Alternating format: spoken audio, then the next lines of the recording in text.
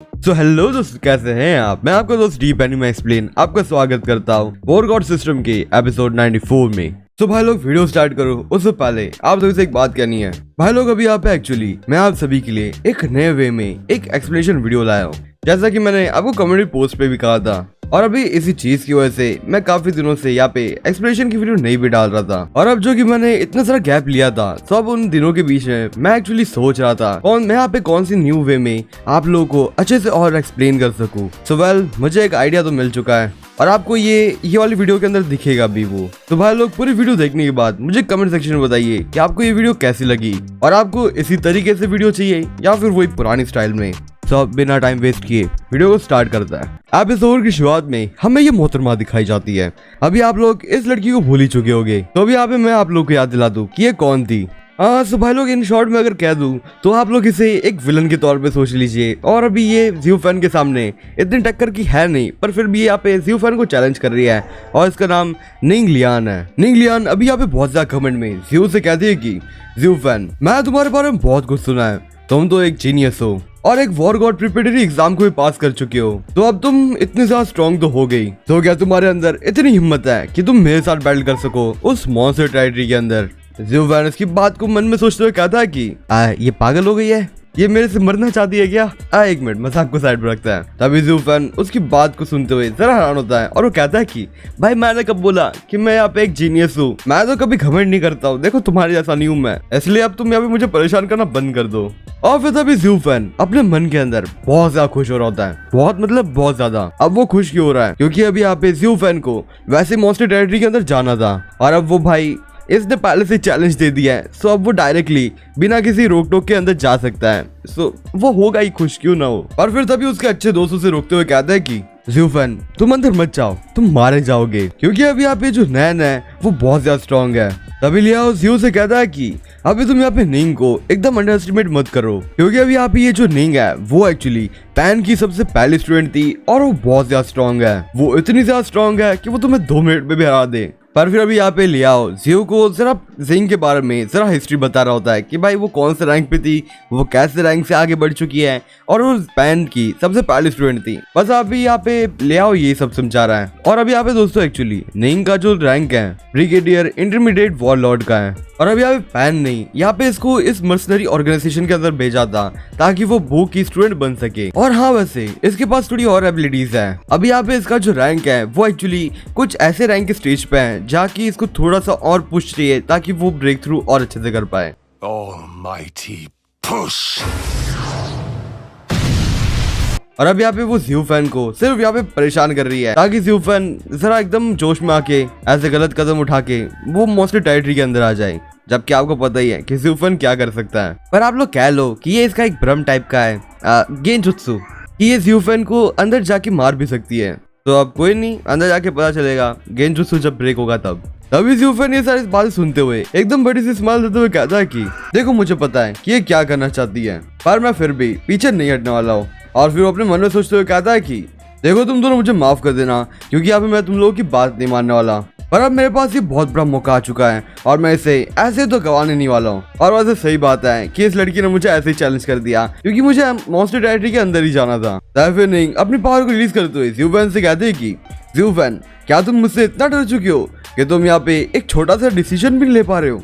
अब तो तुम्हें देख के मुझे बहुत ज्यादा शक हो रहा है कि जो वॉर गॉड प्रिपरेटरी एग्जाम्स हुई थी उसके अंदर तुम्हारी कोई तो हेल्प हुई है इस ऑर्गेनाइजेशन से। फिर वहाँ पे वो डायरेक्टर निंग से कहता है कि तुम्हारे अंदर इतनी हिम्मत कि तुम हमारे ऊपर ऐसा आरोप लगाओ, तुम्हारा क्या मतलब है कि हम लोगों ने यहाँ पे ज़्यूफेन की मदद की थी उस एग्जाम्स को क्लियर करने के लिए? फिर वहाँ पे तुरंत ही डैकून आ जाता है और वो निंग को मारते हुए कहता है कि अरे भाई डायरेक्टर, हमें माफ कर दीजिए, यहाँ पे निंग का कहना कुछ ऐसा नहीं था। पर अब यहाँ पे वैसे भी यहाँ पे निंग गलत भी नहीं है, क्योंकि अब यहाँ पे आप लोग खुद ही देख लीजिए, ज़्यूफेन ने वॉर गॉड प्रिपरेटरी एग्जाम्स के अंदर जब वो एंटर हुआ था तब उसका रैंक एक नो वॉइस हंटर था, पर वो फिर भी इस रैंक पे उस एग्जाम को क्लियर कर पाया और वो क्लियर करने के साथ साथ वो पहले रैंक पे भी था। तो अब इस वजह से काफी लोगों के दिमाग के अंदर यही क्वेश्चन है कि ज़्यूफेन इतना कैपेबल भी है कि वो फर्स्ट रैंक पे आ जाए। तो अब इस वजह से यहाँ पे निंग ने यहाँ पे मुद्दा उठाया था। और वैसे मैं यहाँ पे एक और चीज ऐड करना चाहूंगा। अब यहाँ पे जो मॉन्स्टर टेरिटरी है वो अभी यहाँ पे ओपन कर दी गई है और अभी यहाँ पे सब लोग इसमें पार्ट कर ही सकते हैं। और अगर इसके अंदर ज़्यूफेन ने अच्छा परफॉर्मेंस दिखाया है तो हम लोग मान ही सकते हैं कि ज़्यूफेन एक कैपेबल बंदा है जो यहाँ पे वॉरगॉड प्रिपरेटरी एग्जाम्स को अपने दम पे जीता हुआ था। तो फिर वहाँ पे ऑडियंस में जितने भी लोग खड़े थे वो आपस में बात करते हुए कहते हैं कि हाँ ये टाइकून बिल्कुल सही है, क्योंकि हम लोगों को भी सारा शक है कि ज़्यूफेन इतना ज्यादा स्ट्रांग है कि वो वॉरगॉड प्रिपरेटरी एग्जाम्स को जीत गया, वो भी पहले रैंक से। ये ज़्यूफेन को मॉन्स्टर टेरिटरी के अंदर जाना ही चाहिए जरूर से, क्योंकि अब इस चीज का वो कोई भरोसा नहीं कर सकता, क्योंकि वो सिर्फ एक नो वॉइस हंटर है। और एक मिनट भाई लोग, एक्सप्लेनेशन पे आगे जाए उससे पहले मैं आप लोगों को क्लियर कर दूं। अभी यहाँ पे दोस्तों एक्चुअली ये जो स्टोरी लाइन है उसके अंदर जो सिस्टम की जो रैंकिंग है उसमें बहुत गड़बड़ी है। इसकी वजह से आप लोग इनकी जो रैंकिंग दी गई है उसके ऊपर कहीं भरोसा मत करना, क्योंकि ये कहीं भी रैंकिंग नो वॉइस लेके जाता है, इंटरमीडिएट लेके जाता है या ब्रिगेडियर लेके जाते हैं। इनकी रैंकिंग में बहुत गड़बड़ है। तो अब इस रैंकिंग के सिस्टम पे ध्यान ही मत दो, इतना समझ लो ज़्यूफेन बहुत ज्यादा स्ट्रांग है। ब्रिगेडियर लेवल का ही समझ लो। बस इन लोगों को लगता है कि ज़्यूफेन छोटा रैंक पे है, क्योंकि उसकी मेन बॉडी की जो रैंक है वो यहाँ पे डिटेक्ट की गई थी। उसकी मेन अटैक की जो रैंक है और उसके अंदर सोल अभी जो भी होता है यार वो रैंक डिटेक्ट नहीं की गई है, ऐसा समझ लेना, क्योंकि यहाँ पे रैंकिंग के अंदर बहुत सी गड़बड़ है। फिर ज़्यूफेन इन सभी की बात सुनने के बाद सबसे कहता है कि ओह तो आप लोगों के ये विचार है मेरे बारे में, अगर आप लोगों को यही लगता है तो मैं मॉन्स्टर टेरिटरी के अंदर जाऊंगा और आप लोगों को भी फिटनेस कराऊंगा कि मेरी क्या पावर्स हैं और मैं किस लेवल का स्ट्रॉन्ग बंदा हूँ। और मैं इतना ज्यादा स्ट्रॉन्ग हूँ कि मैं वॉरगॉड प्रिपरेटरी एग्जाम्स को खुद से अकेले ही क्लियर कर सकता था। अब ज़्यूफेन ये सारी बात बोलने के बाद अपने मन में सोचते हुए कहता है कि भाई इन लोगों का भला हो जाए, बहुत भला हो जाए, क्योंकि इन लोगों के कारण ही मैं भी यहाँ पे मॉन्स्टर टेरिटरी के अंदर जा पाऊंगा। क्योंकि यहाँ पे मॉन्स्टर टेरिटरी के अंदर जाने के लिए मेरे पास कोई अच्छा एक्सक्यूज नहीं थे, पर भाई इन लोगों का थैंक यू, क्योंकि इन लोगों ने यहाँ पे कुछ एक्सक्यूज दे दिए जिसके कारण अब मैं अंदर जा पाऊंगा। और फिर अभी यहाँ पे ये सारी बातें होने के बाद अब यहाँ पे डायरेक्टर डाइकून से कहता है कि देखो अभी यहाँ पे ये एक एग्जाम है, अब यहाँ पे इसके अंदर तुम बिल्कुल भी चीटिंग नहीं करोगे। डाइकून डायरेक्टर से कहता है कि अरे डायरेक्टर आप ऐसा कैसे बोल सकते हो, हम तो इतने शरीफ लोग हैं कि हम लोग कहीं भी ऐसी चीजें नहीं करते हैं, तो आप लोग इस चीज के ऊपर चिंता मत करना।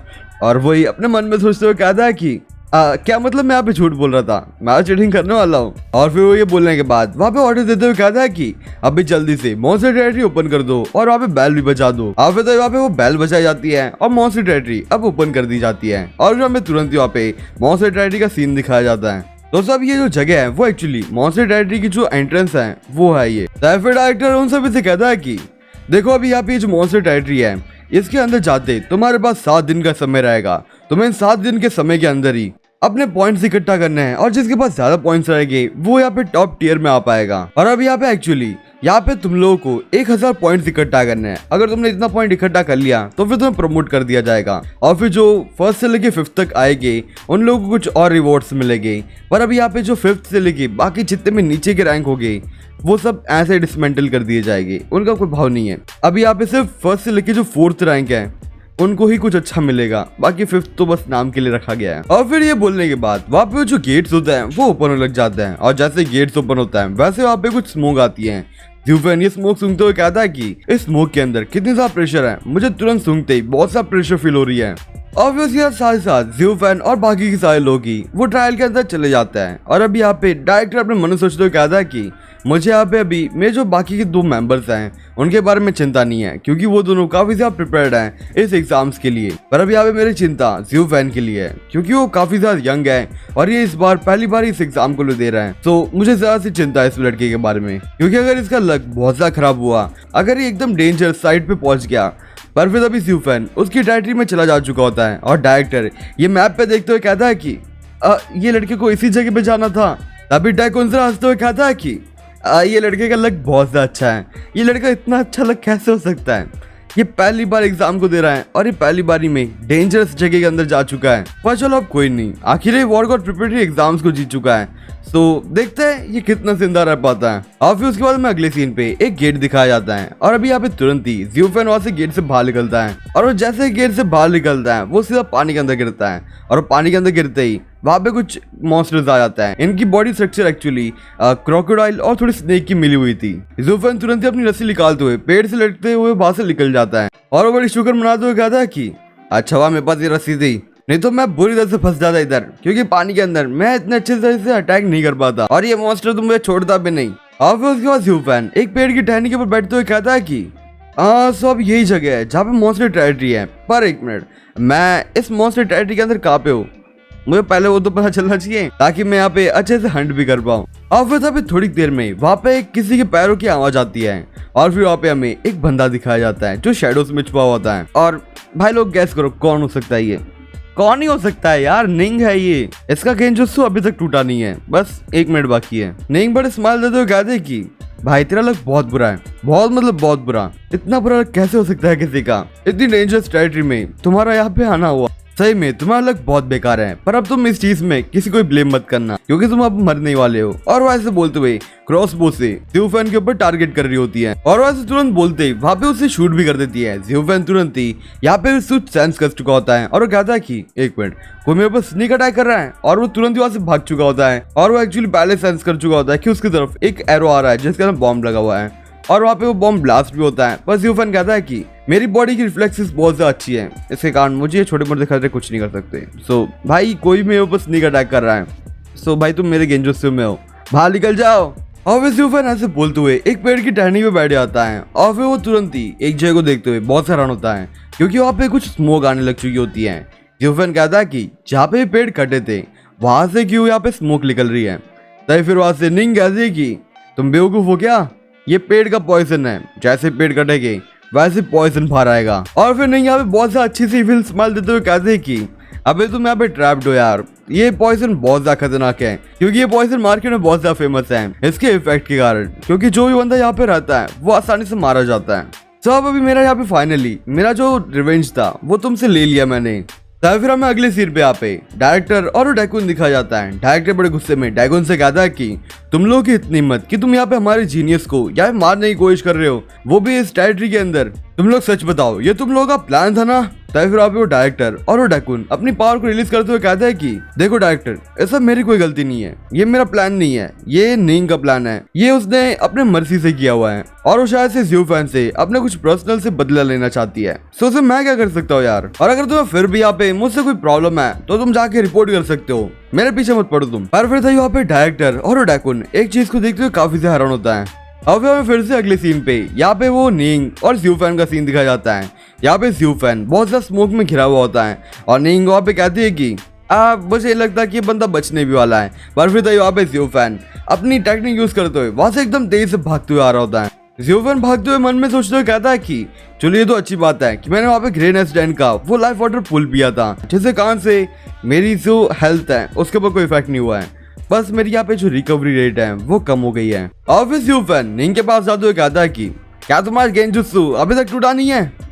हम मजाक करते हुए ह्यूफैन उससे कहता है कि क्या तुम ही वो थी जिसने मेरे ऊपर अटैक किया था? निंग से स्माइल देते हुए कहते हैं कि तुम्हारे अंदर इतनी हिम्मत है कि तुम मेरे ऊपर वापस से आओ। मुझे लगा कि तुम यहाँ से भाग जाओगे क्योंकि कोई अपने से ज्यादा स्ट्रॉन्ग बंदे के सामने वापस से अटैक करने के लिए क्यों ही जाएगा। और तुम खुद को देख लो ह्यूफैन, तुम कितने ज्यादा कमजोर हो। यहाँ पे तुमसे ज्यादा बहुत से लोग ऐसे हैं जो काफी ज्यादा स्ट्रॉन्ग है, पर फिर भी तुम यहाँ पे इतनी हिम्मत कर रहे हो मेरे साथ बैटल करने की। क्या तुम्हें सच में लगता है कि तुम मेरे पर अटैक भी कर पाओगे? तो अब तुम्हारी इसी गलती के कारण अब तुम यहाँ पे मरने वाले हो। और वैसे बोलते हुए ह्यूफैन के ऊपर अटैक कर देती है। दोस्तों अभी आप वीडियो को एंड करो उससे पहले आप लोग मुझे कमेंट सेक्शन में बताइए कि आप लोगों को ये वीडियो कैसी लगी, और हाँ साथ में बताना कि मेरा ये न्यू वे कैसा लगा आपको। दोस्तों आज के लिए बस इतना है, मैं आपसे फिर मिलूंगा इस अगले एपिसोड के साथ। तब तक के लिए बाय बाय।